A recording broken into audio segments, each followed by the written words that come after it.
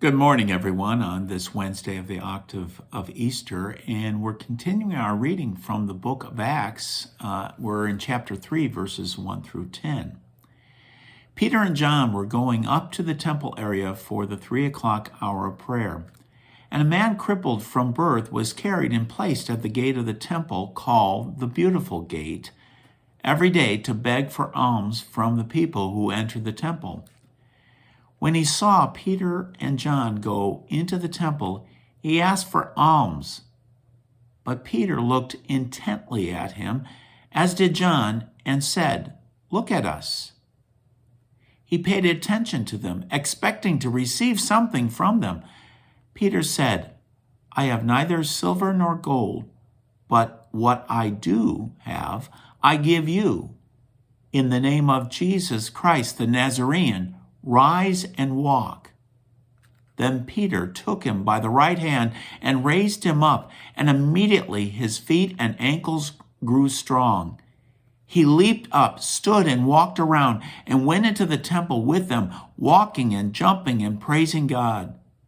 When all the people saw him walking and praising God, they recognized him as the one who used to sit begging at the beautiful gate of the temple, and they were filled with amazement and astonishment at what had happened to him. The word of the Lord. Thanks be to God. So we're continuing our journey of the risen Lord. The risen Lord's ministry continues with fruitfulness. Fruitfulness in the lives of people, touching people in new and wondrous ways. And we have this account of Peter and John going to the temple. Now remember this. They have come to faith in the Messiah, but they don't disregard their Jewish practices. They continue to go for the appointed hour of prayer.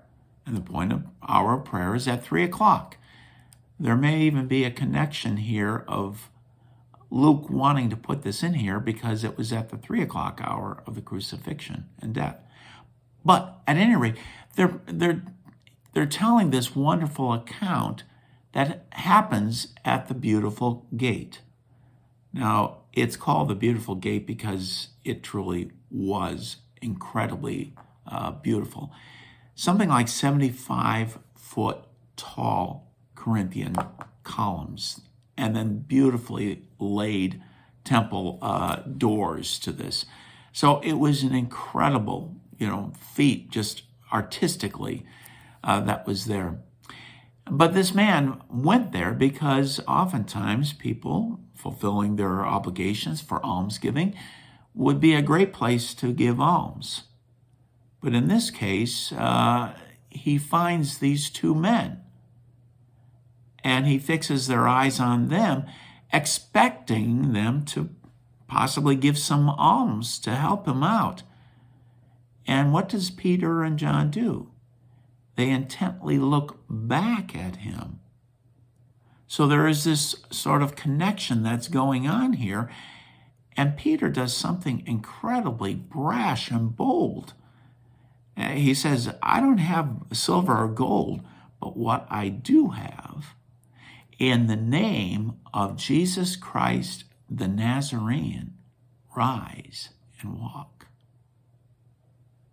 That's pretty bold, incredibly bold. Notice what he's saying, in the name Jesus, Yeshua, Christ, Messiah, the Nazarene. Now, that was Nazareth was always considered a horrible, kind of like Timbuktu town. Yet the Messiah from Nazareth, Peter's boldly proclaiming it. Yeah, he came from there. And he's boldly proclaiming it. And he says, "Rise and walk." And immediately the man, he takes this man by the right hand and raises him up. And this man experiences strength in all these different parts. Now, what's interesting, Luke also provides some sort of medical terms that are used here that are typically not used in the New Testament, but he's using these terms because, well, frankly, he knows a little bit about a medical background to what's going on here, of what's happening to this man as strength is being restored to this man. The end result is people are amazed. They're just astounded. He's walking around, and it's because of the name. It's in the authority and the power of the name of Jesus Christ the Nazarene. We're still in that time period of the name of Jesus Christ the Nazarene. And hopefully we are ambassadors, perhaps not as bold as Peter, but still ambassadors of that great name to others around us. Stay safe, folks. Hopefully we get to see each other soon. Bye for now.